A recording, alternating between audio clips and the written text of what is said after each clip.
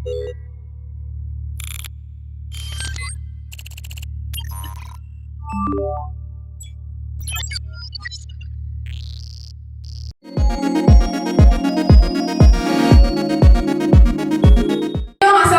warahmatullahi wabarakatuh. Waalaikumsalam warahmatullahi wabarakatuh. Seperti 1000 orang yang berbicara. Baik, terima kasih. Tepuk tangan dulu dong semuanya. Baik, pada pagi hari ini puji syukur kita panjatkan kehadirat Allah Subhanahu wa Ta'ala yang telah memberikan kita umur panjang, kesehatan, sehingga kita dapat berkumpul di meet up pada pagi hari ini.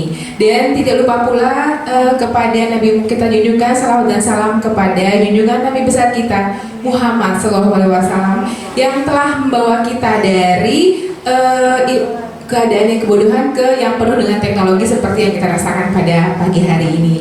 Dan terima kasih kepada Ibu Ketua TDA Perempuan, Ibu Ika, ya. Terima kasih kepada Ibu Ika yang telah memberikan kesempatan kepada kita untuk berapresiasi sehingga kita dapat melaksanakan acara pada pagi hari ini. Dan kepada Ketua TDA Pekanbaru, Bang Rizky, mohon maaf lagi rakar katanya izin tidak datang. Beliau juga sangat support sekali dengan acara ini. Dan kepada Ibu Kartini, terima kasih sudah datang Ibu di sela kesibukan yang sangat panjang sekali, banyak ya Bu ya. Nah, bisa menyempatkan waktunya walaupun hanya sebentar pada pagi hari ini.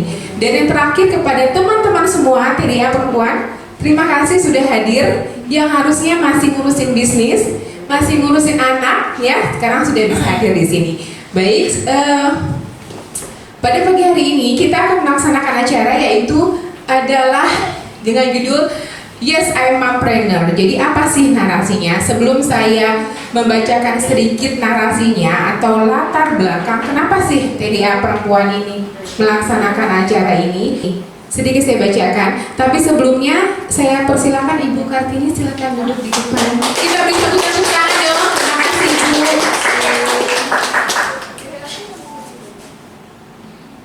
Berasa muda lagi. Berasa muda lagi. Kita masih muda kok Bu. Terus masih muda di sini ya Mas Sayangnya. Oh, jiwanya tetap muda ya Bu. Baik, saya akan bacakan sedikit narasi kenapa TDA Perempuan Pekanbaru ini melaksanakan acara seperti ini. Kenapa nggak mau lomba masak-masak, iya kan? Kenapa nggak lomba makan kerupuk, iya kan? Lomba make up. Nah, ini narasinya. Saya bacakan ya.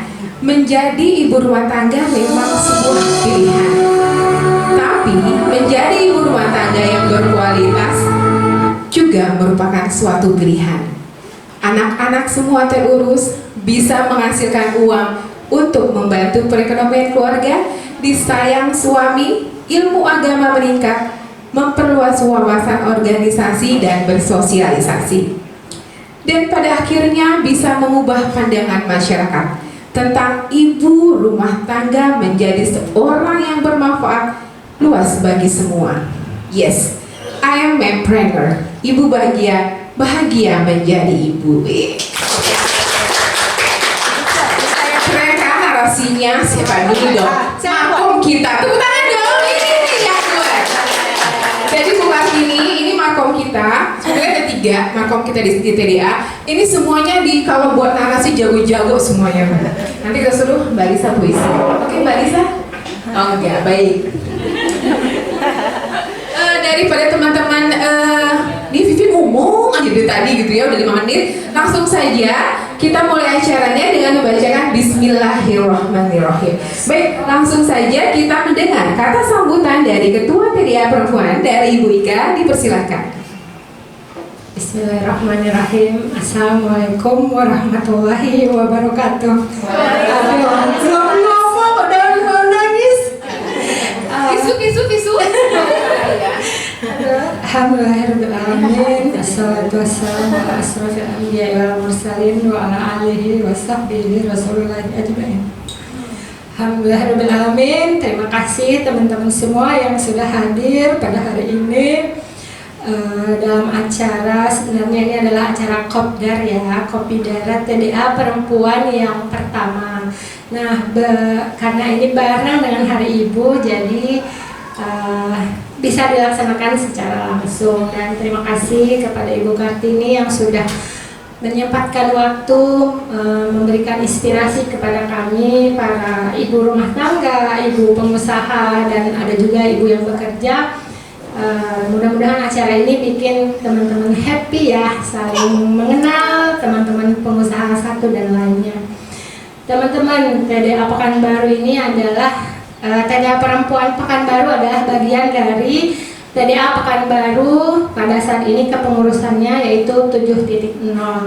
Nah, ada sebuah spirit yang diusung oleh TDA Perempuan Nasional yaitu sukses di bisnis dan sukses di keluarga. Jadi sebenarnya kodratnya kita sebagai perempuan adalah di rumah, membersihkan rumah, mengurus rumah tangga, mengasuh anak, dan segala macam kegiatan lainnya. Tapi kita ini sedang diberi bonus oleh Allah Subhanahu wa Ta'ala menjadi seorang pengusaha wanita. Nah, semoga dengan bergabungnya teman-teman di TDA Perempuan Pekanbaru, tugas kita sebagai ibu rumah tangga dan sebagai ibu pengusaha itu bisa kita seimbangkan. Dengan apa? Tentunya dengan ilmu pengetahuan. Nah, tadi malam saya sempat culik congkel sedikit. Emak-emak kalau sudah curhat itu setengah permasalahannya itu udah selesai gitu. Padahal actionnya belum dikerjain. Bener nggak sih? Kita ngumpul begini, kita dapat semangat. Oh ternyata nggak saya sendiri loh yang merasakan kehilangan karyawan tiba-tiba, omset menurun drastis, kemudian anak nggak ada yang urus sementara toko harus dijaga, dan banyak lagi permasalahan-permasalahan lain. Kalau saya dengar motivator mengatakan itu bukan masalah, itu adalah tantangan. Nah, mudah-mudahan dengan berkumpulnya kita menjadi jalan buat kita menjadi lebih baik. Kita tidak meninggalkan tugas kita sebagai ibu rumah tangga. Kita juga tetap bisa meningkatkan omset, meningkatkan scale up ya di bisnis kita masing-masing. Sekali lagi Ibu, terima kasih. Mudah-mudahan hari ini kami semua bisa mendapatkan inspirasi dari keberhasilan Ibu dalam mengurus, mendidik anak-anak, mendirikan bisnis, dan sekarang Ibu sedang dapat amanah menjadi anggota dewan ya Ibu ya. Luar biasa sekali. Oke teman-teman, itu saja. Mudah-mudahan semua hari ini semuanya happy.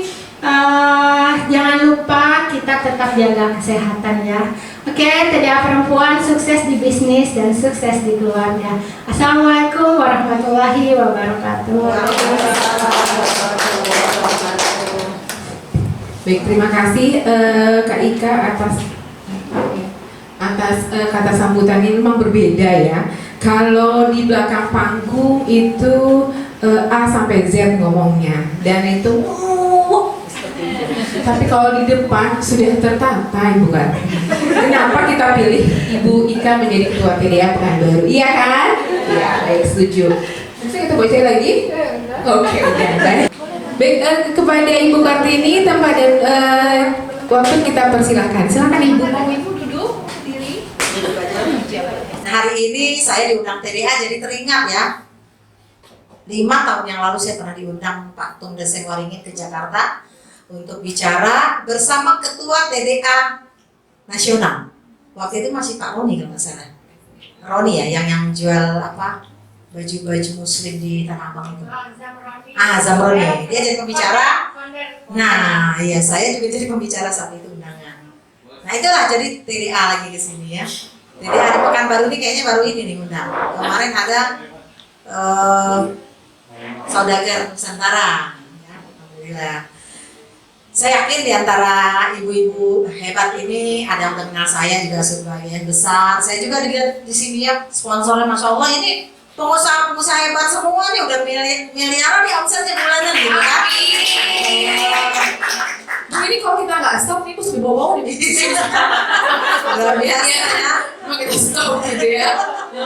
Bahaya. Saya sebetulnya kalau udah disuruh ngomongin susah di stop, nanti dikasih tahu aja. Sama kayak saya nih. Saya dari lihat gaya Anda saya udah tahu Anda tipe siapa. Udah tahu tipenya ya. Baca Ibu. Tipe sanguin ya.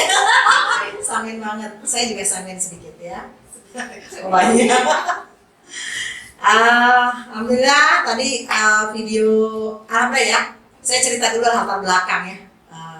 Awalnya dulu bidan, PNS, 19 tahun, akhirnya berhenti ya. Kenapa? Karena ingin fokus jadi pengusaha. Gitu ya. Walaupun di saat orang lain bilang rugi, tapi saya memutuskan untuk berhenti karena kan orang nggak tahu. Ya kan orang nggak tahu. Jadi kita ya lebih tahu di mana nyamannya kita.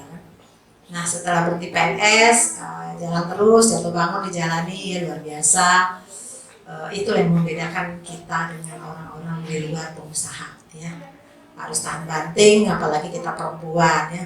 Makanya cerita itu saya wujudkan di dalam motivasi TikTok pagi ini ya. Nggak nyangka aja kemarin pagi tayang.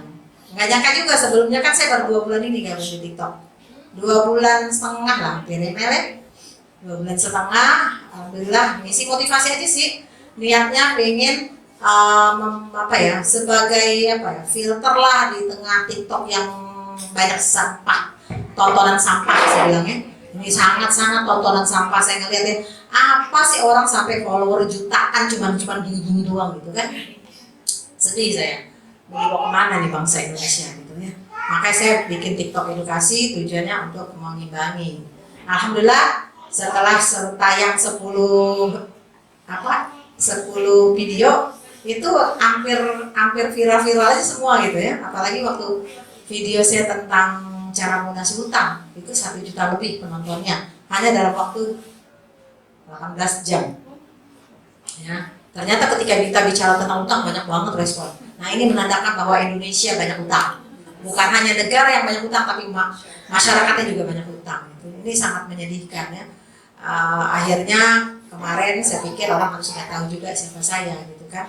Karena banyak juga, ada juga yang bully saya kan di TikTok tuh yang mirip pesan tuh, alah ibu cuma ngomong doang, ibu nggak pernah di situasi kami. Kalau ibu miskin juga, kalau ibu kayak saya miskin, ibu nggak akan ngomong begini gitu kan. Nah macam-macam, jadi saya ketawa aja. Nah itulah saya keluarkan video profil ini tujuannya gitu, menjawab yang orang selama ini ngomong-ngomong jelek gitu. Oh ternyata Bu Kartini itu memang dari nol gitu ya. Jadi kalau cuma cibiran, hinaan, bulian, begininya. Ya, jadi saya anak 4 ya, alhamdulillah anak 4, 3 laki-laki, 1 perempuan udah nikah semua. Yang 3 alhamdulillah memang saya racuni untuk jadi pengusaha. Yang 1 dokter TNI Angkatan Laut, yang perempuan satu-satunya. Dia lari dari saya, nggak tahu pengen. Waktu itu dia kayaknya saya amati dia kenapa dia lari menjadi tentara. Karena pada saat itu dia nggak tahan lihat emaknya dikejar-kejar debt collector. Jadi dia merasa nggak mau jadi pengusaha, mama aja dikejar-kejar bank gitu. Jadi akhirnya dia coba-coba tes tentara, lulus gitu. Akhirnya masuk 1 tahun sampai dia ke Libanon. Sampai dia tuh nunjukin kalau dia berhasil jadi dokter bisa ke Libanon gitu. Pulang dari Libanon, ya saya tetap sebagai orang tua tetap meracuni juga. Ngapain kamu pagi-pagi jam 6 udah kerja pakai baju tentara? Aduh, mama nggak tega, berapa dapat sebulan biar mama yang bayar. Sampai kayak gitu saya. Akhirnya ya pelan-pelan. Sekarang insya Allah dia baru 5 tahun masa kerja, 10 tahun wajib kerjanya. 5 tahun ini alhamdulillah dia lagi hamil sekarang ya. Jadi akhirnya dia memutuskan habis sebenarnya ini resign. Walaupun mungkin harus ganti rugi. Kemarin sempat ganti rugi berapa? Ada lama mungkin 150 atau 200 juta. Ya udah nggak apa-apa mama gantiin. Yang penting kamu mau mana, akhirnya dia bilang gue mau ambil spesialis kandungan. Ya udah, ini sedang siap-siap untuk persiapan ngambil spesialis tahun besok gitu kan. Nah yang 3 ini salah satunya paling besar Noki ya, yang kita tahu semua ya, yang jalanin dari 4 toko. Nah alhamdulillah dari 4 toko memang udah di tangan dia semua, jadi saya udah gak ikut campur lagi. Saya pikir dia lebih kreatif daripada saya karena cocok dengan anak muda sekarang. Kalau mamanya udah lancar kali ya. Terus yang nomor 2 Noni, dokter tadi. Nomor 3 anak saya kebetulan sedang juga dibina terus. Sekarang bisnisnya dia bikin produk makanan ikan hias, pelet ikan itu. Walaupun saya sebetulnya nggak tertarik. Kenapa dia harus pelet ikan? Saya bilang berapa hasilmu dari pelet ikan? Berapa setahun? Itu sampai kayak gitu saya nanya kan. Bisa bikin kamu kaya nggak? Kalau nggak bisa kayak bikin kaya, kamu tukar bisnis kamu gitu. Tapi ternyata dia bisa meyakinkan saya, "Ma, nanti ini pelet ini nanti saya akan menjadi produsen Indonesia," gitu kan. Oh ya udah, walaupun pelan-pelan disupport terus. Alhamdulillah. Nomor 4 yang bungsu, ini yang paling muda tapi paling tua mukanya, paling tua juga pikirannya. Ya, si bungsu ini lebih tua dari Noki lah kalau cara berpikir ya. Dan dia juga paling alim karena dia juga punya masjid ya, hafiz Quran. Nah, ini dia yang paling saya lihat di antara 4 anak ini, dia yang paling cepat nangkep ya. Sekarang dia sedang saya siapkan untuk jadi CEO di pusat kami gitu. Alhamdulillah di rumah sakit juga dia udah mulai memimpin ya pelan-pelan. Nah, jadi saya udah mulai mengkaderisasi ya. Saya juga bicara rumah sakit gitu. Pelan-pelan lah. Semua usaha yang penting dijalani lah. Nah, enggak juga kalau nggak mampu jadi paksa juga gitu. Tapi tetap mimpi harus besar. Saya bilang walaupun sekarang rumah sakit saya belum besar, tapi mimpi saya tetap besar. Tetap besar menjadi yang terbaik. Saya pikir ibu-ibu muda di sini, pengusaha muda ini luar biasa ya. Kalau saya lihat mereknya kan udah terkenal semua. Jadi ilmunya sudah hebat lah, nggak perlu lagi diajarin, nggak perlu lagi dikasih tahu gitu. Tapi mungkin perlu ibarat pisau tuh perlu diasah lagi gitu, biar tajam gitu ya. Saya ada cerita satu menarik banget, mungkin ada yang pernah dengar ya, kisah seorang penebang pohon. Jadi kisah penebang pohon ini, ada seorang penebang pohon yang paling baik lah, terbaik, kerja sama seorang juragan kayu ya. Juragan kayu ini mungkin kayunya dibikin furniture gitu. Terus dia disuruh nebang pohon, sehari ini pohon ditebang untuk bikin furniture. Ditebang, hari pertama dia mendapat 8 pohon kayu. Nah, ketika kayu dipotong itu kan uangnya banyak, senang dia. Senang. Hari kedua masih dapat 8 potong kayu. Hari ketiga, hari keempat lama-lama menurun. Sampai akhirnya di hari kedua minggu itu kayunya ditebang cuma dapat 3 potong. Lalu dia malu, si penebang pohon ini malu, datang ke si bosnya bilang, "Bos, saya berhenti aja. Saya malu. Kenapa? Saya dari awal sampai sekarang kok makin lama makin turun kinerja saya. Malu saya sama bos, nggak mencapai harapan. Jadi saya mundur aja." Jadi ditanya sama si bosnya, "Kapan terakhir kamu memasak pedangmu, kampakmu?"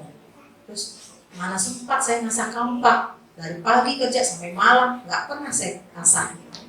Jadi kata si bosnya bilang, "Oh, pantas saja nggak pernah diasah, makanya kampakmu tumpul. Wajar kalau kamu cuma dapat makin lama tumpul ya hasilnya makin sedikit." Nah, ini adalah ibarat kita. Kalau ilmu kita nggak pernah diasah, maka mana mungkin bisa tajam. Jadi memang kenapa saya mungkin sampai dapat julukan dari teman-teman tuh Ratu Seminar. Karena hampir semua seminar saya ikutin. Siapa nggak saya ikut?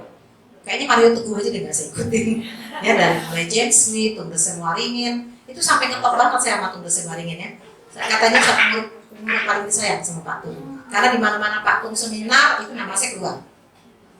Sampai saya ke waktu saya ikut Singapura, ikut dengan Anthony Robbins ya, itu dengan Pak Tung, itu saya jadi artis, muridnya Pak Tung deketin semua gitu. Kemudian dengan James Gui, saya juga belajar dengan James Gui, Jamil Azaini, Coach Fahmi, Adi Wigunawan, pakar hipnoterapi, hampir semua guru hebat saya datangin. Tujuannya apa? Karena saya ingin belajar dengan guru yang terbaik. Ketika kita belajar dengan guru terbaik, maka hasilnya pasti terbaik. Walaupun mungkin semua ilmunya nggak dapat ya. Apalagi saya ini kan termasuk mak gaptek lah, bahasa Inggris saya nggak bisa. Ya kalau bahasa Inggris cuma taunya I love you, I love you, ya gitu lah yang umum-umum gitu. Jadi kalau belajar, kalau udah banyak tool-toolnya itu berbahasa Inggris, baru nanya ini artinya apa, orang di kemana-mana kita baru nanya ini judulnya maksudnya apa gitu. Lambat banget. Makanya sekarang makin kesini saya ngerasa juga udah makin lambat saya. Makanya saya serahkan jadi ikut-ikut pelatihan tuh anak aja. Kemarin saya ikut dengan Dewa Eka Prayoga, Extra Compelling, bertiga dengan anaknya. Bukan, sebelum Extra saya nggak ikut yang Extra untuk anak, Noki dan Ica. Jadi saya ikut yang Extra Compelling, banyak bahasa Inggris banget itu nih. Ya, saya bingung. Saya nanya sama anak, ini apa artinya? Nah, orang udah ngisi isinya, saya masih nanya juga gitu kan. Akhirnya kata si Ica, si Salman yang maksud, udah mama nanti Ica aja, mama dengerin aja gitu kan. Jadi itu ngerasa ya udah umur segini, saya kan gak muda lagi ya, kelihatannya aja masih muda ya. Padahal anak saya udah, cucu saya udah 5, udah mau 7. Jadi kira-kira umur saya berapa ya? Bocorin Bu. Bocorin, baru 6 tahun kemarin. Gak minta sanksiran kok Bu. Umur saya hari kemarin 58 tahun. 58 tahun dan alhamdulillah semangatnya kayak masih luar biasa ya. Kalau semangat saya bisa diadu sih sama anak-anak umur 20-an gitu. Ya. Nggak ada matinya kalau semangat ya. On terus ya. On terus. Jadi itu saya belajar terus. Nah, ini kita sharing aja ya. Jadi saya nggak pakai materi, saya sharing aja. Tentu banyak teman-teman di sini adik-adik yang bisnis, banyak hambatan tentang karyawan tadi. Saya bilang, karyawan gimana? Waduh, kalau soal karyawan kenyang nih macam-macam karyawan ya. Udah kenyang ya. Yang diadu domba, di saat kita sayang sama dia keluar gitu kan. Dulu pernah tuh waktu itu gini, ada rasanya kalau nggak ada dia nih bakalan turun omset gitu kan. Rasa gitu kan. Jadi saya waktu itu agak kaget galau, terus saya ngobrol sama coach saya konsultasi. Saya akan kehilangan salah satu karyawan terbaik, bukan karyawan, partner terbaik saya. Terlalu terburu-buru, dia berhenti mengundurkan diri itu terburu-buru. Nah, tapi saya tahu ceritanya di belakang, ada sahabat musabab, ada adu domba di belakangnya, kan? Akhirnya guru saya bilang, nggak usah takut. Apa katanya? Pak, mati satu tumbuh seribu. Prinsipnya itu aja, mati satu tumbuh seribu. Allah pasti akan memberi penggantinya yang bagus. Jadi nggak usah kita kehilangan ketakutan. Jadi ada cara aja ketika kita ikhlas melepaskan, Allah akan kasih cara untuk bagaimana caranya supaya ini lebih baik gitu. Timbul aja ide-ide gitu. Nah, tentu untuk mencapai sampai ide ini timbul, gimana kan ada orang itu gimana saya nggak tahu idenya apa. Nah, salah satu supaya idenya banyak, baca buku aja. Gak mungkin otak kita banyak keluar ide kalau otaknya kosong. Nah, itu kuncinya. Gak mungkin saya hari ini bisa banyak ide gini segala macam kalau saya tuh kosong otaknya. Kenapa? Karena saya memang rajin baca buku ya. Buku saya kalau dihitung-hitung mungkin ada 2 atau 3 lemari. Saya dulu sangat rajin beli buku ke Gramedia ya. Salah satu buku yang paling saya rekomendasikan ya. Kalau ini kan udah jadi pengusaha, penting lah ya. Kalau yang belum jadi pengusaha tuh saya selalu ingin baca buku Rich Dad Poor Dad. Ya kalau yang belum jadi pengusaha. Tapi kalau udah jadi pengusaha, bacalah buku Tung de Semoringin, salah satunya Life Revolution, Financial Revolution. Itu buku yang sangat sederhana bahasanya, tapi mudah dipahami dan mudah dipraktekkan gitu. Jadi saya selalu memberikan rekomendasi untuk siapapun baca buku itu.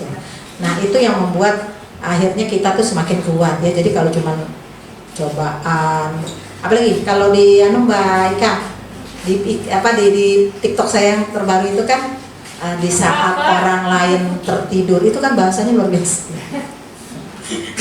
Semua hampir yang komen 4.500-an. Itu sampai saya nggak bisa baca lagi 4.500 baca komen orang. Tapi saya lihat 90% itu komennya semua terinspirasi. Ibu hebat, ibu saya terinspirasi. Mudah-mudahan saya bisa berhasil. Saya lagi loyo, ibu lewat di FYP, saya langsung semangat gitu ya. Ada kata-katanya yang membuat mereka seperti itu. Yang pertama ya, itu kata demi kata itu sudah dibuat sedemikian rupa. Mengandung apa ya? Mengandung hipnotis ya. Jadi ya tujuannya memang untuk menginspirasi. Jadi bahwa saya dari orang nggak punya. Artinya apa? Siapapun kita bisa jadi sukses. Di saat orang tidur lelap, saya bekerja. Saya hampir bekerja malam hari banyak kan. Orang lain kan banyak hari, malam ya. Hampir 80% orang lain kan banyak malam hari. Saya jadi banyak begadang, pagi kerja, malam nolong persalinan, sorenya buka praktek karena saya siangnya kuliah ya, sampai lupa ngurus anak gitu. Kemudian apalagi tadi ya, coba di sini pelan-pelan saya sambil ulas sedikit di jalan ini, pelan-pelan sambil saya ulas sedikit nih ya. Kita mungkin nggak semua juga kan beruntung dari orang kaya, mungkin juga banyak nih. Muka saya lucu ya dulu ya, dibilang kayak mayang yang ini tuh.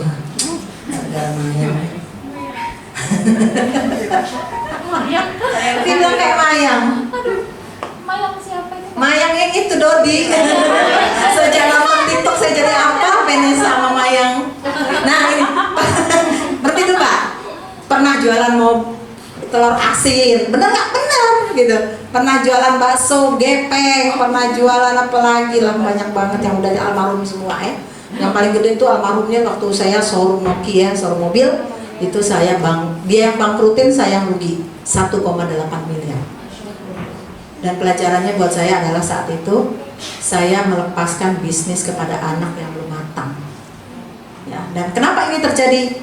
Karena waktu itu ada perbedaan pola mendidik anak dengan bapaknya. Ya.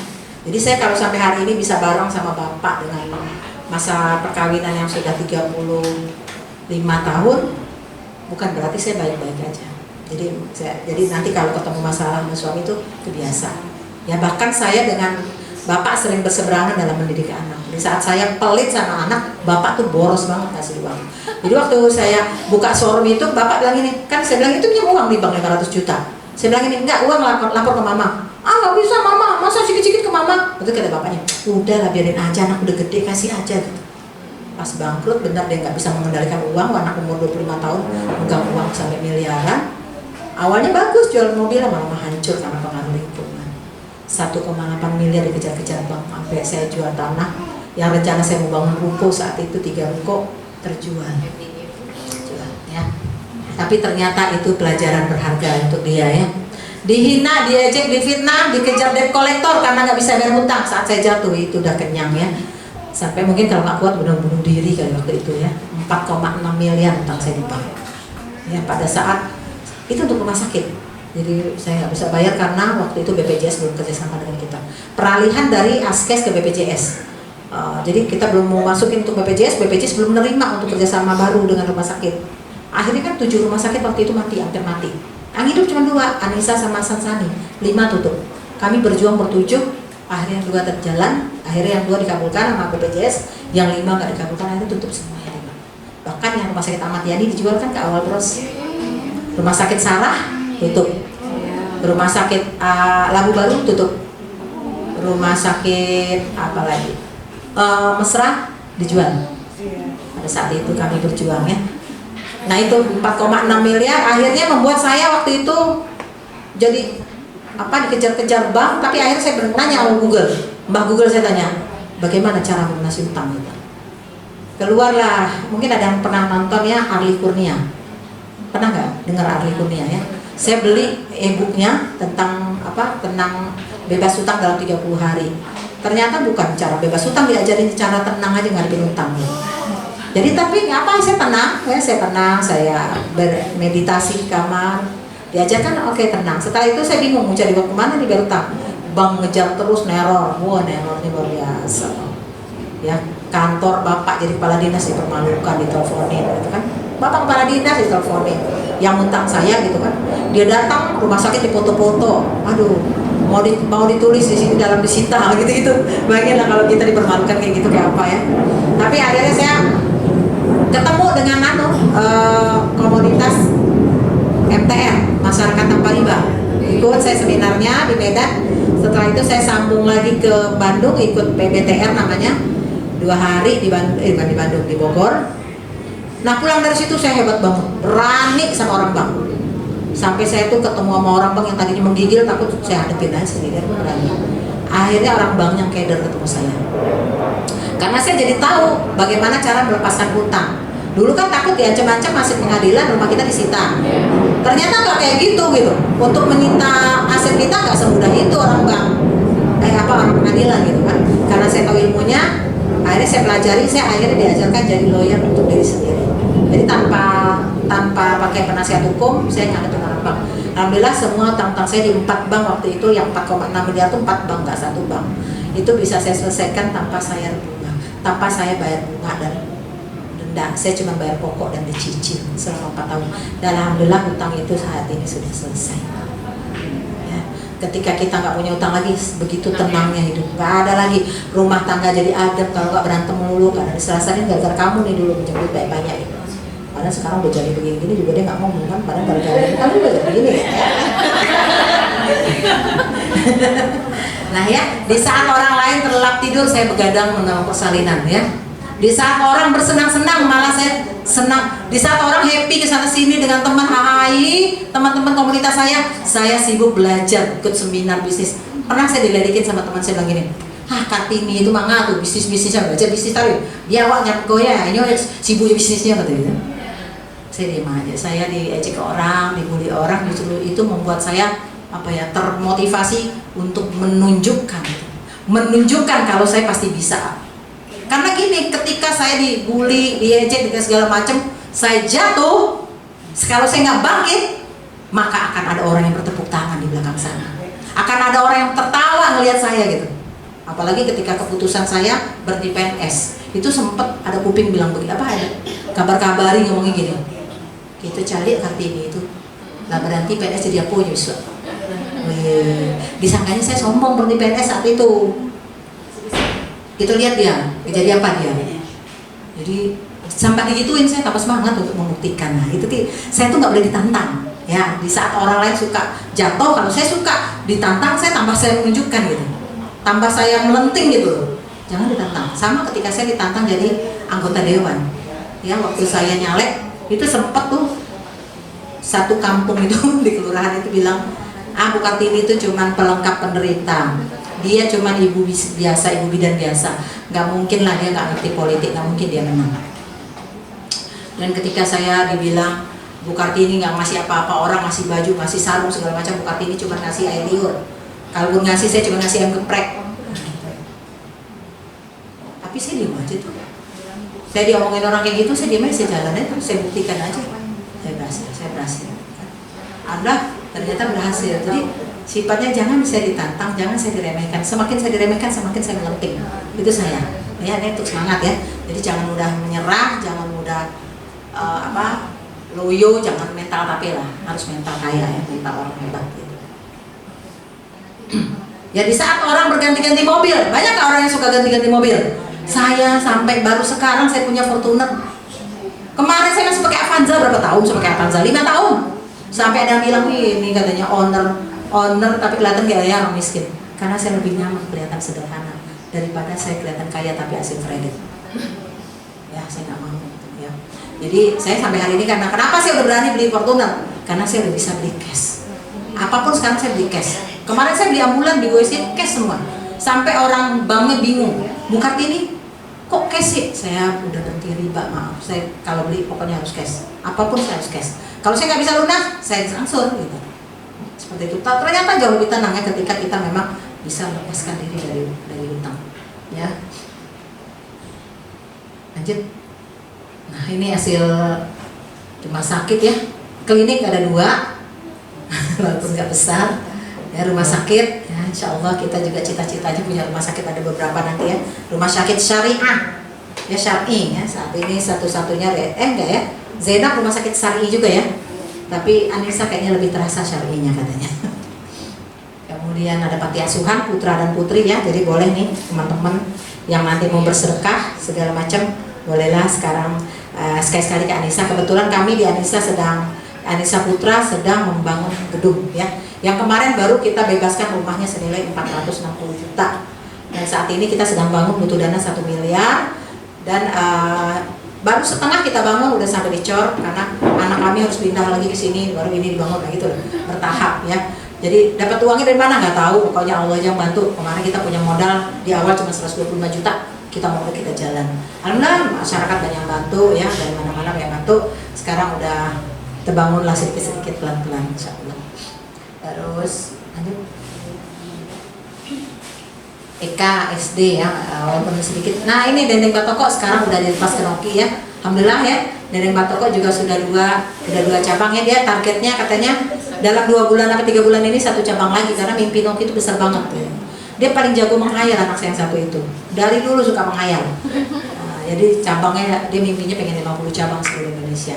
Sebetulnya banyak yang udah minta di Jakarta buka cabang, di Sumbar juga udah minta cabang, tapi karena sistem belum kuat belum berani. Masih benahi. Kemudian ayam geprek ini baru ya, ayam geprek ya baru berapa tahun ya? 3 tahun itu karyawannya, manajernya ponakan saya yang saya didik jadi manajer. Kemudian karyawannya itu anak-anak panti kami yang tamat SMA, yang udah tamat SMA ada 5 orang, itu sekarang diberdayakan ya. Nah insya Allah juga dalam waktu dekat saya juga mau mudah-mudahan di sini nggak ada saingan saya. Saya mau buka bubur ayam. Ya bubur ayam insya Allah dalam lagi cari tempat ya. Judul nama mereknya bubur ayam Noi. Tahu nggak Noi? Noi, plesetan nomor 1. Jadi ada tanya tadi kan kenapa sih kumlot? Tadi sih dia nanya kumlot ya. Kumlot itu kan plesetan dari cum laude. Ya terbaik ya. Jadi kalau kita bikin brand memang harus yang brand-brand terbaik. Nah, ketika saya jadi wakil rakyat, di banyak komen-komen di TikTok bilang gini, saya tadinya udah respect sama ibu, ternyata ibu jadi wakil rakyat. Gitu kan. Nah kayak gitu kecewa dia jadi wakil rakyat. Kenapa? Nanti ujung-ujungnya ibu pasti nanti ibu korupsi katanya gitu kan. Masya Allah kayak gitunya orang menilai gitu kan. Tapi saya bilang, saya awalnya gitu juga cara berpikirnya. Tapi satu hal yang menguatkan saya duduk di sini adalah kata-kata Erdogan. Jika orang baik-baik tidak peduli dengan politik, maka ruang-ruang politik akan diisi oleh orang jahat. Inilah yang terjadi saat ini. Kenapa banyak korupsi? Karena orang-orang jahat banyak di dalam. Ya, orang yang kelihatannya baik tapi sebetulnya dia korupsi. Bahkan sekarang nggak tahu lagi mana yang halal mana tak halal. Semua dibantai aja gitu kan. Ada banyak yang kayak gitu. Ya mudah-mudahan saya, insya Allah nggak ada ya. Insya Allah. Saya juga jadi anggota dewan nggak ngarepin gaji dari dewan lah gitu kan. Tapi ada gaji diterima juga, yang penting halal gitu kan. Ya kemudian ya saya tetaplah seorang ibu yang sederhana. Ya yang nggak glamor-glamor kayak orang gitu kan, yang nggak suka pakai emas aja nggak suka, karena buat saya ngapain sih kita harus jadi diri sendiri lah, nggak usah jadi orang lain gitu ya. Saya kadang-kadang melihat gaya hidup yang berlebihan juga akan menghancurkan ya. Jadi hidup aja sederhana. Karena apa? Karena apa yang kita pakai, apa yang kita gunakan itu kita pertanggungjawabkan kepada Allah nanti. Jadi itu harus hati-hati. Dan ketika barang kita hilang, nih satu lagi, ketika kita hilang kan banyak orang sekarang nih uangnya nggak dikembalikan, pinjaman uang dipinjam orang nggak balik. Udahlah ikhlaskan saja kalau masih bisa diikhlaskan. Saya pernah hampir 200 juta uang saya sama orang, udah hampir 10 tahun sampai hari ini nggak dibayar.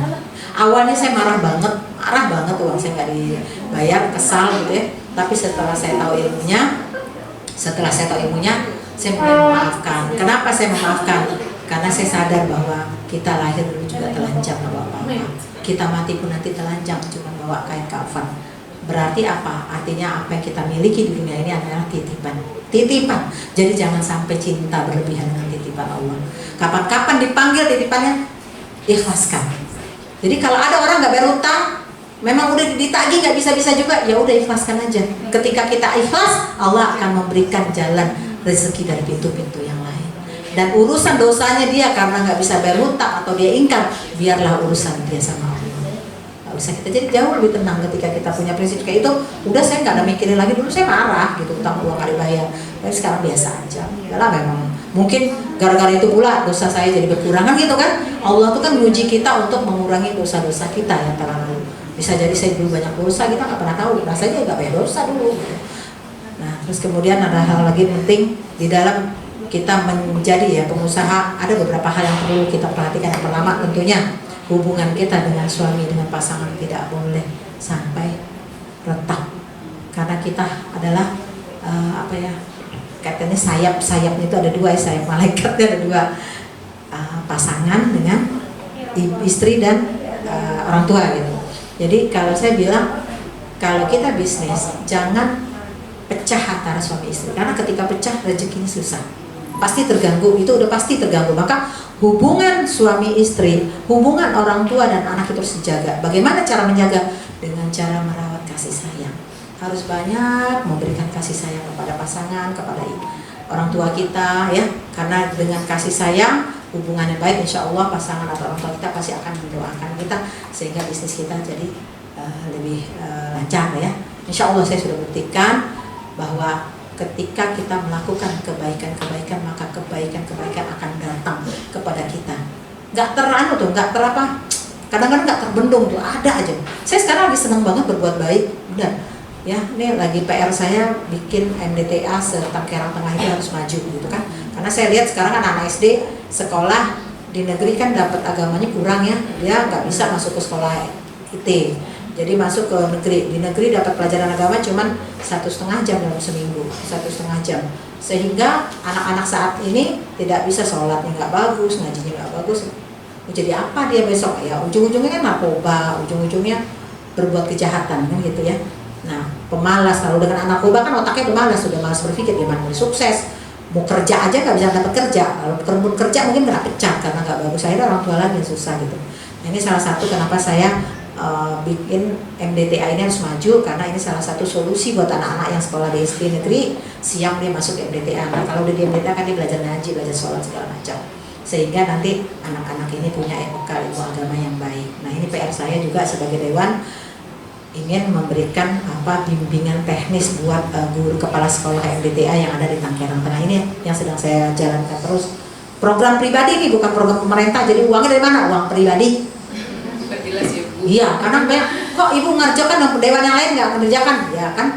Karena bukan dari dewan duitnya gitu, pribadi ya. Tapi buat saya kan yang penting apa yang saya lakukan itu bermanfaat untuk orang banyak. Itu aja intinya. Apapun yang saya lakukan harus bermanfaat untuk orang banyak. Karena itu yang kita bawa nanti. Ya, mungkin itu kali ya. Apalagi kalau nggak ada, saya lebih senang tanya jawab saja. Ya, mungkin akan banyak nih pertanyaan-pertanyaan. Oh, satu lagi tunggu, mumpung ingat masalah tadi apa ya? Suami istri turun naik gitu kan, semangat turun naik ya, salah satu semangat turun naik itu salah satu cuman obatnya harus sering-sering diisi aja lah otaknya ya, dibanyak-banyakin ilmunya biar ide-idenya keluar ya.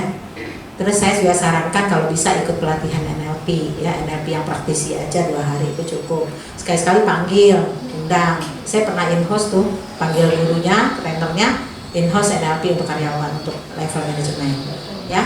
Minimal ketika kita udah ikut itu nanti kita udah mampu mengelola emosi kita. Yang ego-ego itu harus hilang, dia udah bisa.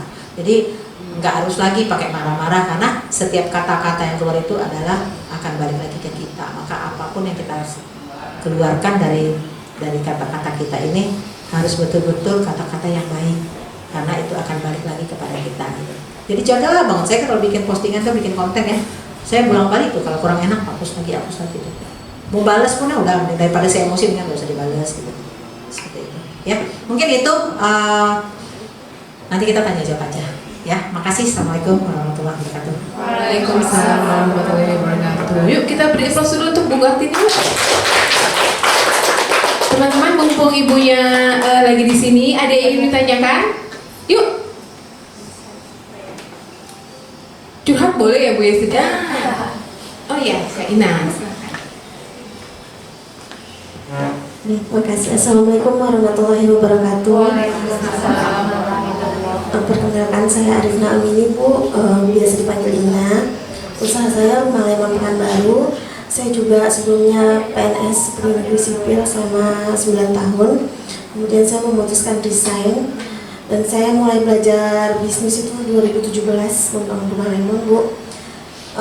Sampai detik ini kebetulan saya lagi kena musibah Bu, seperti yang gue bilang tadi, kena tipu kayak gitu ya, ratusan juta. Alhamdulillah sekarang sudah diikhlaskan sih.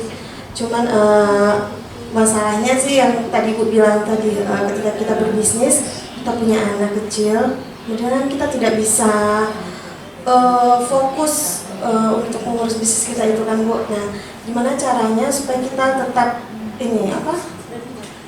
tetap bisa bergerak aktif, tapi anak-anak tetap ini Bu, bisnis kita tetap berjalan terus. Karena kondisinya sekarang saya merasa banyak sekali PR yang saya harus kerjakan. Saya ikut terus seminar, kebetulan saya juga dapat mentoring dari Kang Dewa Bu, gratis. Kemarin dapat ininya menang itunya ya, kompetisinya.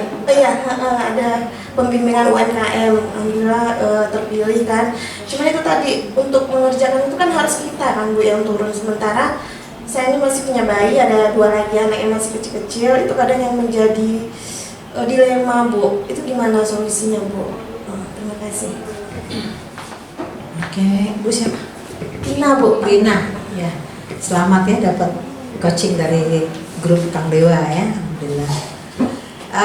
Saya pikir itu memang salah satu dilema yang tidak bisa kita lepaskan ya. Dua-duanya penting ya, ngurus anak penting, bisnis nih penting juga gitu kan. Masa depan nih, kalau nggak dijalanin ya, kenapa? Saya setuju banget deh kalau suami istri itu harus pintar cari duit. Kan ada orang yang bilang, biarlah saya cari duit, suami istri di rumah aja. Saya nggak setuju. Karena kalau dia mati siapa yang jalanin? Banyak kejadian ketika suami meninggal, istri lumpuh nggak bisa ngapa-ngapain. Ya, ini. Maka kita harus, suami istri harus bisa cari uang. Nah, masalah ibu mungkin salah satu solusinya ya yang saya bisa berikan. Anak kan harus samping kita terus Bu. Ibu berarti harus mencari kayak baby sister yang bisa dipercaya. Yang pertama, yang di saat ibu lagi kerja dia bisa jagain anak ibu gitu. Jadi ibu bisa fokusnya tetap. Jadi kapan kita megang anak? Ketika nyusuin gitu kan. Dan malam hari tentunya kalau lagi kerja kita nyusuin. Kalau nggak dia megang anak kita di samping kita kan kita bisa kerja. Nah cuma permasalahan sekarang dari babysitter susah Bu gitu. Sebetulnya ada kalau kita mau. Cuman selama ini mungkin gaji yang orang nggak mau karena gajinya tidak menarik. Nah bagaimana cara, karena kita butuh ya ibu harus berani mengeluarkan gaji lebih dibanding pasaran gitu. Berapa pasaran gaji orang? Ya kasih aja gaji lebih asalnya baik, orang pasti mau. Insya Allah mau. Kalau sekarang pasaran baby sister kalau penjaga TPA 1,5 juta. Ya saya kan punya TPA itu 1,5 juta gajinya. Nah, kalau ibu karena dia sendiri kan bisa aja ibu gaji ntar 2 juta. Tapi dia ikut ibu terus gitu, ibu tenang. Mungkin itu solusinya ya. Cari yang baik-baik tapi ibu hati-hati ya, yang agamanya bagus ya, karena anak kita nih tergantung nih masa emas nih, nanti dia ngering ngomongan baby sister yang nggak bagus kan akan masuk terekam di pikiran luar sadar dia. Jadi cari yang orang agamanya bagus. Banyak kok Bu, banyak. Rekomendasi Bu. Saat ini belum nampak. Kalau tapi kalau baby sister nggak harus nginep Ibu, misalnya dari pagi sampai sore di saat ibu sibuk itu jam berapa gitu. Kalau balik hari saya rasa mungkin lebih banyak peminatnya daripada ibu suruh nginep. Kalau suruh nginep susah udah sekarang. Tapi kalau misalnya balik hari, misalnya masuk pagi jam 7 sampai jam 5, mungkin banyak yang dengan gaji yang lumayan ya. Tapi kalau gajinya cuma 1, ya cak kerajinan lain akannya malah ngurus anak paniang, benar ngurus anak pening. 3 lagi yang lulus. Saya takutnya dia nggak kuat kalau nggak langsung 3 kan. Soalnya sekarang ini kan Bu yang kerja di rumah dia memang kerja rumah aja, nggak mau pegang anak. Iya, berarti kan solusinya jaga anak Iya, loh. iya. Kalau bisa, kalau perlu kan anak 3 2 baby sisternya. Sampai ibu dapat ilmu dulu kan. Oke, yang lain silakan. Bu. Ya. Kan Lisa. Perkenalkan nama dulu. Assalamualaikum Ibu cantik. Salam, saya jadi muda lagi. Saya Putri Bu. Mau nanya, Ibu kan karena Ibu dari nol nih, jadi kan ini cukup menarik ya. Itu kira-kira perjalanan Ibu bisa sampai ya seperti sekarang lah ya. Ini terkait permodalan nih Bu. Ini Ibu apakah murni punya usaha terus hasil dari usaha ini bikin usaha baru lagi, atau mungkin Ibu berani pinjem dari bank, atau warisan? Kayaknya enggak ya Bu ya. Ya itu tuh Bu. Terus yang Ibu maksud apa tadi, sering bentrok sama pasangan itu gimana pada akhirnya Ibu mengklopkan? Sekarang udah klop ya Bu? Boleh dong Bu. Bagi-bagi tipsnya kan, karena saya pribadi kadang-kadang ya memang ada masanya sih bentrok terkait bisnis, bahkan ngurus anak juga kadang sih Bu. Ya, syukurnya sih nggak sering-sering juga, kalau sering pusing juga. Itu deh Bu. Oke, berapa pertanyaan tuh ya? Bisa jawab dulu ya. Dua cuma Bu, dua. Yang pertama tentang berapa tahun ya? Saya mulai bisnis, yang bisnis betulan ya. Sebetulnya waktu praktek bidan udah bisnis ya. Waktu saya praktek bidan itu Sebagai bisnis. profesional ya Bu? Dia profesional. Nah, terus saya berhenti PNS di 2003. Berhenti PNS, mulai saya di situ berpikir praktek bidan saya harus di klinik bersalin. Itu masih pakai uang sendiri. Berarti ditabung-tabungin gitu ya Bu? Iya. Kemudian karena waktu jadi praktek jadi bidan tuh uang saya udah banyak. Oh, Gaji saya dulu sebelum berhenti PNS 2,5 juta sebulan PNS. pada zaman dulu udah gede ya Bu? Saya kan 2003 tuh berhentinya. Itu gaji saya 2,5 juta. Tapi penghasilan saya jadi bidan 40 juta kotornya sebulan.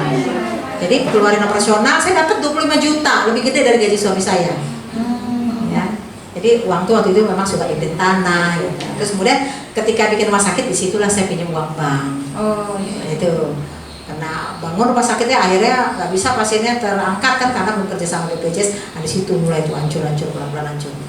Nah waktu hancur-hancur itu masya Allah cobaan dari teman-teman tuh luar biasa banget. Yang menghina, yang mengejek itu luar biasa. Ya. Karena gini, di saat salah satu yang bisnis ini tantangannya, kita itu nggak boleh, banyak orang SMS senang lihat orang susah, susah lihat orang senang. Terutama tuh sukses dan dia. Jadi jangan harap kalau kita sukses, kita sharing, kita share keberhasilan, kesuksesan kita di grup, nggak akan direspon, percaya? Nggak akan direspon. Saya pengalaman tuh, saya kirim kan, demam, nggak direspon dia. Besok saya nggak mau kirim lagi. Gitu, ya. Masuk komunitas bisnis nggak, Bu? Nah, saya nggak tahu ya, kalau masih berpikirnya kayak gitu ya, karena memang tidak bisa kita pungkiri, sifat iri di manusia itu pasti ada. Itu sifat itu pasti ada siapapun, iri itu pasti ada, tapi kita bikin iri itu positif. Jadi ketika kita melihat orang lebih maju dari kita, kalau iri negatif kan kayaknya kita mau ketemu dia kesel sakit hati, itu kan iri negatif. Tapi kalau kita iri positif, kita kan bisa bilang, kok dia bisa ya, kemana dia belajar, kalau gitu aku harus bisa juga lah gitu. Ya, jadi kita ambil positifnya, jadi kita tetap senang melihat orang maju, orang sukses gitu, nggak sakit hati. Itu yang pertama tadi ya. Berapa tahun ya? Tahun ya? Udah nggak inget ibu. Oh, lama lah. 43 saya mulai.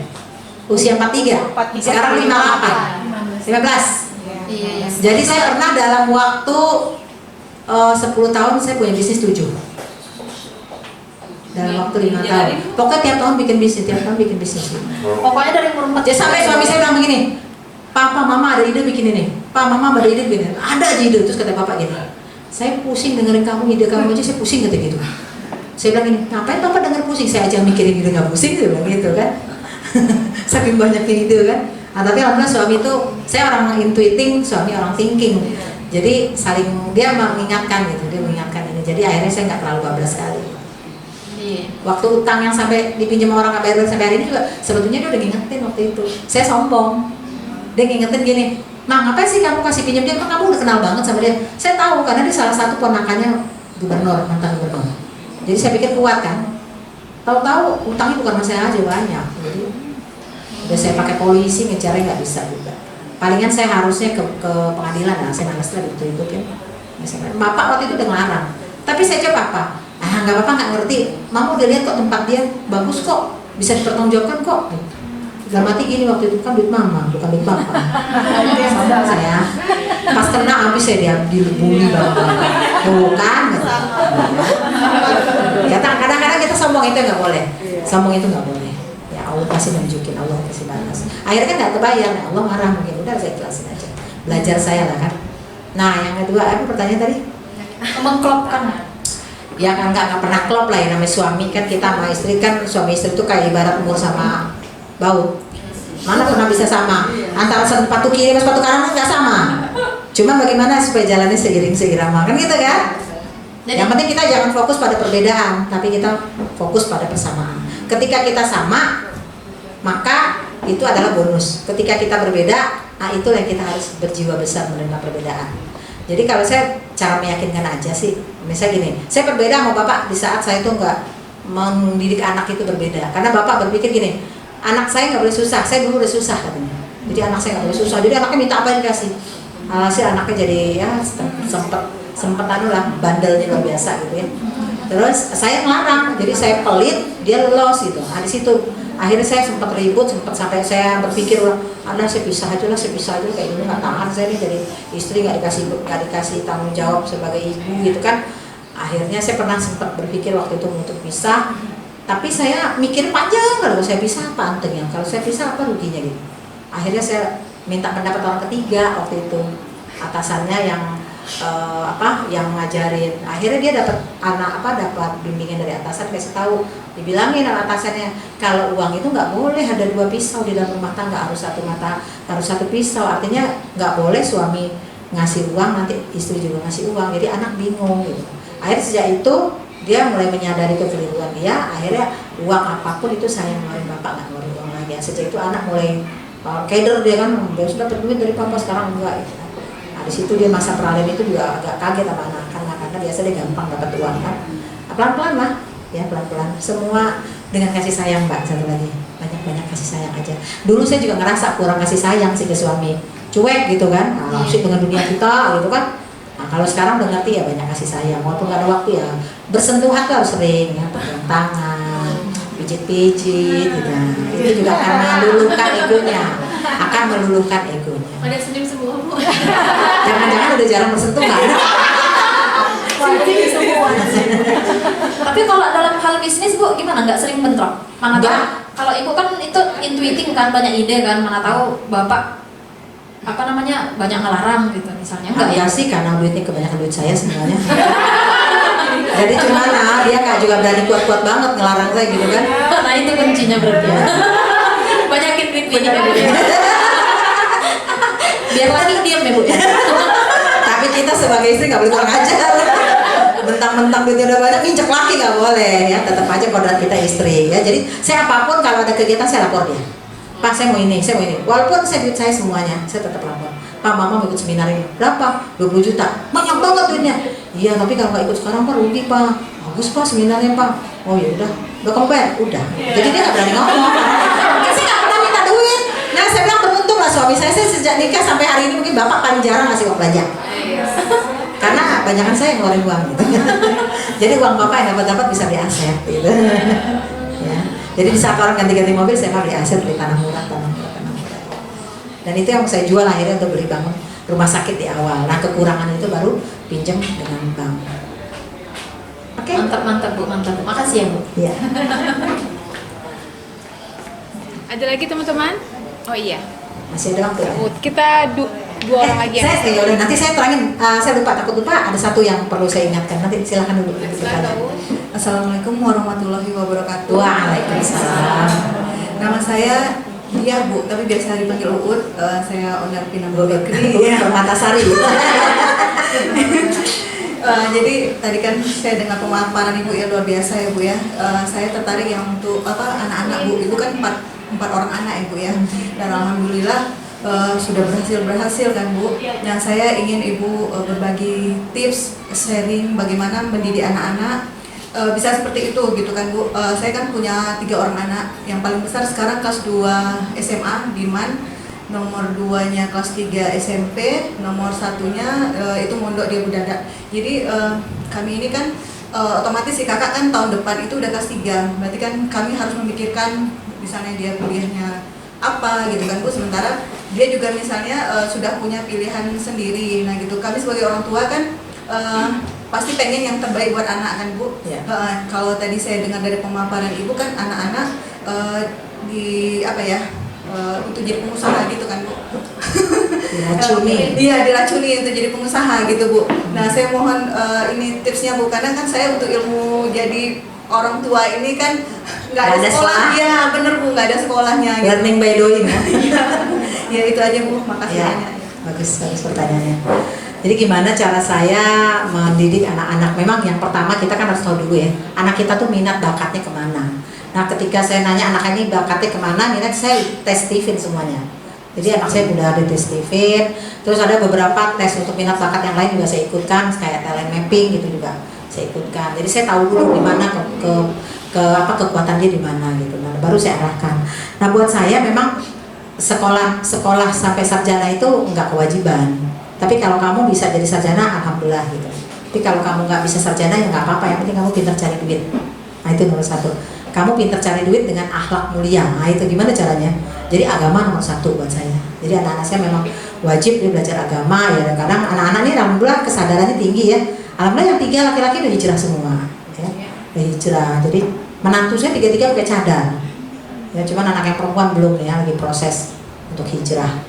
Nah saya memang tidak mewajibkan tuh harus S1, S2 tidak. Tapi kalau dia bisa S1, S2 ya bagus gitu. Jadi alhamdulillah entah kenapa anak-anak saya 3 enggak. Yang cowok itu enggak ada sarjana satupun. Enggak ada yang selesai. Ada yang semester 5 berhenti, ada yang udah bikin skripsi enggak lanjutin keburu kawin gitu. Kecuali yang dokter satu-satunya itu yang bisa selesai gitu kan. Nah ternyata dulu diketawain sama anak saya dokter yang abang yang 3 laki-laki ini diketawain. Nah itu gara-gara mama tuh sama anak kendor ketika tengok anak mama tuh 3 tuh, mana ada yang kuliah? Saat itu belum ada yang jadi satupun. Nah si dokter ini udah jadi, udah dapat gaji gitu, udah enak lah. Yang ini nih Noki yang Denny Batok kok masih jatuh bangun, belum nampak duitnya gitu kan. Nah sekarang alhamdulillah kan namanya jadi pengusaha kan nggak mungkin langsung instan, berproses sampai dia sadar. Nah alhamdulillah sekarang yang 3 ini sih sedang menggapai anunya lah, eksistensinya udah mulai nampak. Terutama yang Noki ya, dan toko tuh luar biasa bagus pertumbuhannya saya lihat ya. Itu dua tempat itu dia udah omsetnya Kalau nggak salah saya pokoknya udah sebulannya udah 800-an lah gitu ya. Omset 600-an kan lumayan ya. Kalau untungnya 20% aja kan udah 120 juta gitu kan. Terus nah sekarang udah bisa gitu kan, jadi yang si dokter ini bisa ngeliat ternyata gede gitu hasilnya gitu. Nah akhirnya dia ngerasain, makanya pengen berhenti. Jadi memang yang pertama saya tidak mewajibkan anak sekolah harus wajib S1 itu enggak. Kalau kamu bisa S1 S2 itu bagus, tapi yang penting bagi mama akhlaknya bagus. Karena salah satu syarat untuk sukses itu kecerdasan emosionalnya harus baik. Kan 80% orang yang sukses itu karena kecerdasan emosionalnya bagus. Maka anak saya didik untuk kecerdasan emosionalnya bagus. Nah, kemudian dia harus punya motivasi, punya mindset yang bagus tentang bisnis. Makanya saya ikutin dari SMP aja, dia sudah saya ikutin di camp kemarin waktu SMP masing-masing udah saya ikutin camp dengan Pak Tung di Lembang tahun berapa itu ya.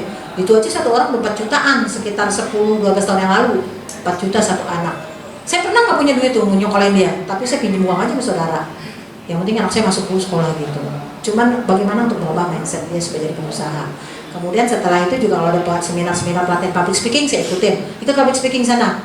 Kemudian kalau ada pelatihan kayak NLP tentang merubah pikiran dan hati, itu mindset itu saya ikut pelatihan NLP yang praktisi yang 2 hari itu saya ikutkan, sehingga betul-betul ketika pikirannya udah positif, hatinya udah positif, kata-katanya keluar dari positif, itu udah kesuksesan pun semakin dekat gitu. Jadi kunci salah satunya memang dia harus punya karakter yang positif, kemudian punya ilmu. Nah punya ilmu tuh ya memang harus diajak-ajak ikut seminar. Dan sekarang anak-anak tuh sekarang udah bilang begini.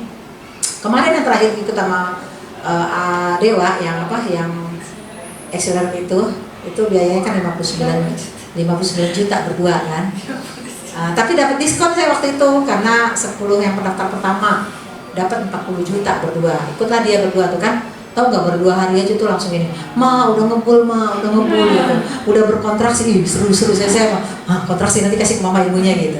Jadi saya senang banget ketika anak saya udah bilang, aduh aroma kesuksesan udah kecium nih ada gitu kan. Ngomongnya tuh udah lebih dikit kan. Nah, jadi saya tantangnya sekarang, ayo omset mau berapa, dendeng berapa, geprek berapa, ditantang. Ini sekarang kita lagi mau rapat terus nih, bikin resolusi 2022. Kalau saya kan banyak banget yang dibikin itu, dendeng 1, klinik 2, misalnya Dika 2, rumah sakit, dendeng batoko, sekolah, ayam geprek gitu. Kadang mumet juga kepala ya udah. Tapi yang nggak usah ngoyong-ngoyong kali, jalanin aja sekuatnya. Jalanin aja sekuatnya, nggak usah. Ya, sampai di mana lah gitu. Itu ya Mbak ya? Makasih banyak Ibu. Tapi yang bagus lagi memang dilihat nanti kalau dia bisnis sesuai dengan bakat minat dia gitu. Bakat minatnya di mana, jadi diarahkan aja ke situ. Ada lagi? Masih ada waktu? Masih satu lagi ya Kak ya. Ini udah, nanti kalau nggak selesai subuh ya Bu.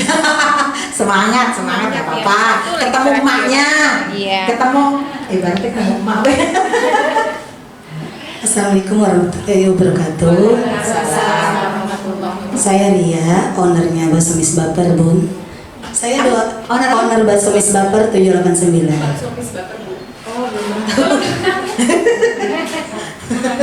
Jadi saya ini 2 kali ketemu Ibu, lihat Ibu. Oh iya.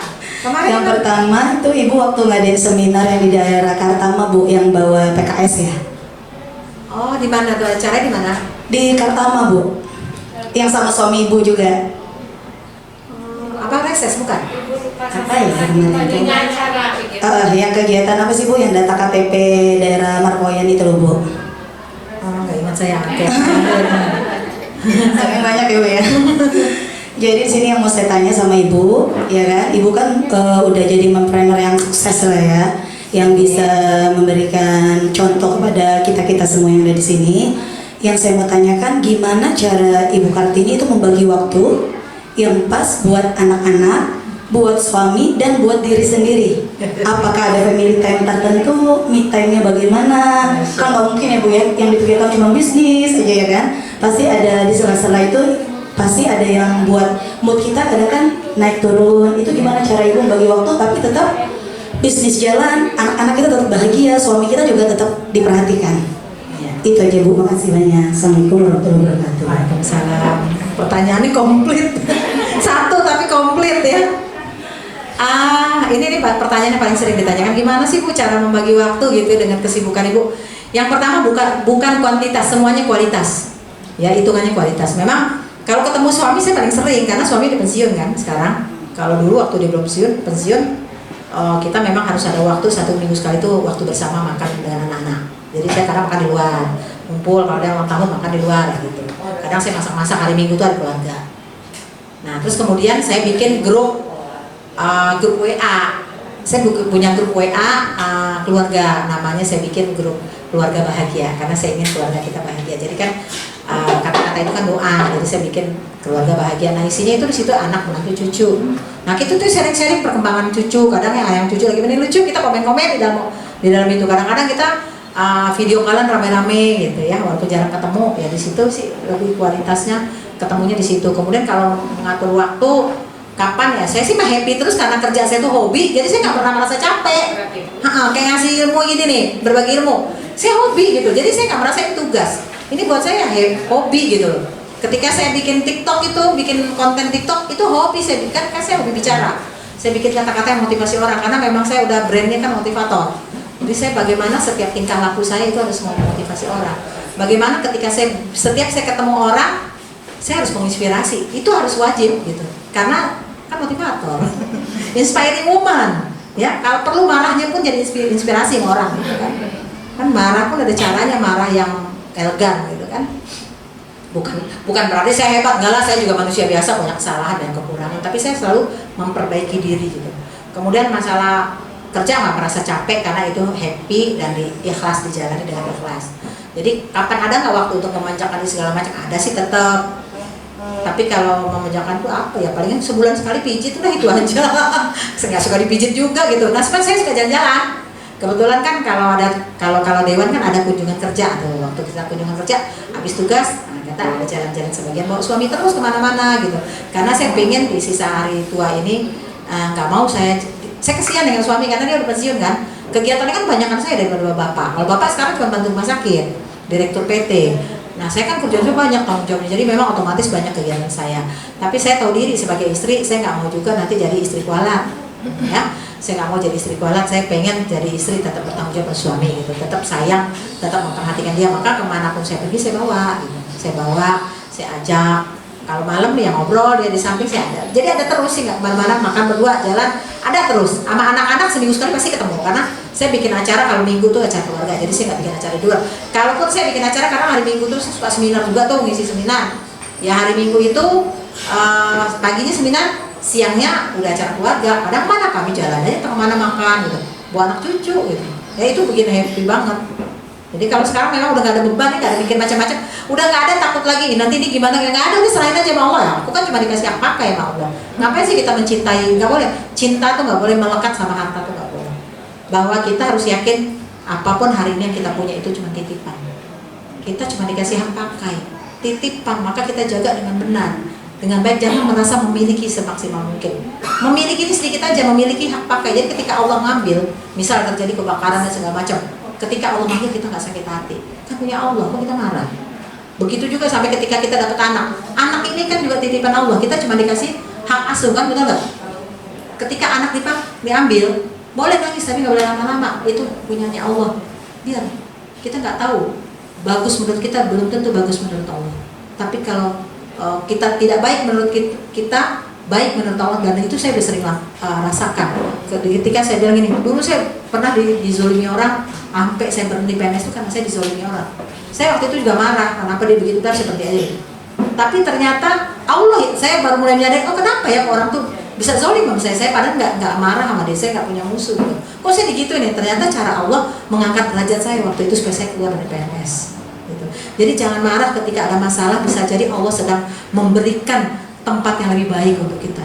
Ya, saya selalu ingatkan orang yang lagi kerja, ketika Anda dipecat, bisa jadi kata Allah tempatmu ada yang lebih bagus gitu.